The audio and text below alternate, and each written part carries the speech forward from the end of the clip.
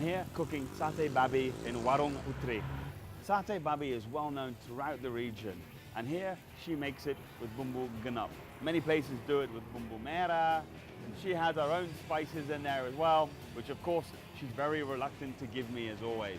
So I'm going to try and recreate this dish and see if I can get it as flavoursome as what she can. Sate Babi. What's different about this one is that it's done with Bumbu Merah.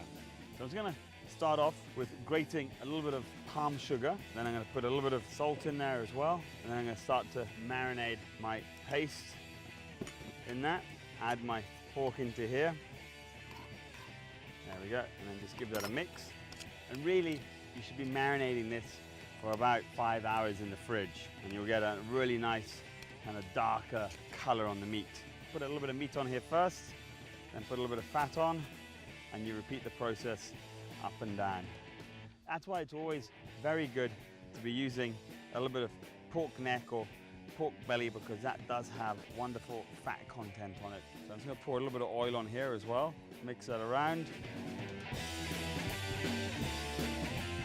Slowly just cook these on their embers. So these satays look like they're almost done. In fact, they are done. And I'm going to serve this with some sliced shallot, chopped chili, and a little bit of kaffir lime on top. So let's have a squiz. Put that on. There we go. That is really good. Oh, what a cracker.